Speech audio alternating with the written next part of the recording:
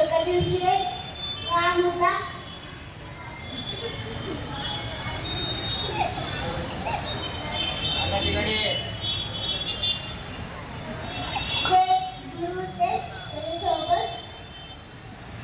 एका दिवशी जोराचा पाऊस आला त्याला एवढा जोराचा पाऊस होता तो बांध फुटून गेला त्यांचा आणि त्याच्यातनं पाणी वाहायला लागलं. पण त्या गुरुनी सगळ्यांना बोलून म्हणले की पाणी कुठून येते शोध लावून छोटासा उपाय काढायचा यावर.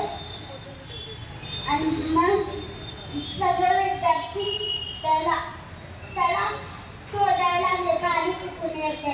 आणि तो राम नावाचा मुलगा आश्रमात खूप लांब गेला आणि त्या बांधासाठी शोधला आणि त्यांनी बघितलं की बांधामधून पाणी येते.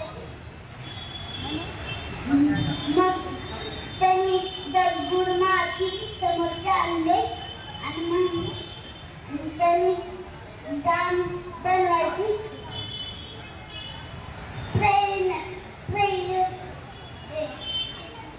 केलं. त्याचं नाही बनला बाण आणि मग त्याला काय सुचले आणि मग त्यांनी स्वतः आडवाहून झोपला तो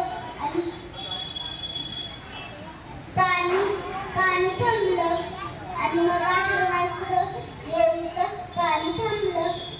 मग काय झालं रात्र झाली आणि सगळ्यांनी छान जेवण करून झोपले त्यांनी आणि काय झालं आणि त्या गुरुला लक्षात आलं की हा छोटा राम मग त्यांना त्याची काळजी वाटायला लागली आणि मग त्यांनी शोधायला गेले सगळे विद्यार्थी आणि गुरुजी आणि मग त्या बागापती पोचले त्यांनी आणि परत त्यांनी बघितलं की तो राम असा आडवा झोपल्यानंतर त्यांनी गुरुनी त्याला उठवलं. मग गुरु म्हणले की तू असं का केलं. मग तो म्हणला की तुम्हीच म्हणलेला की कुठून पाणी येते ते शोध लावून छोटासा उपाय काढा. मग मला दगड माती आणले आणि त्याला नीट करायचा प्रयत्न केला आणि घरचं नाही झालं. मग मला एक आयडिया सुचली मी सर्व झोपलो मग आणि मग गुरु बोलले की गुरुच्या डोळ्यातून पाणी आलं आणि मग तो म्हणले की खरं आश्रमात पाणी यायचं बंद झालं ना. मग त्यांच्या घरनं अजून पाणी आलं आणि मग काय झालं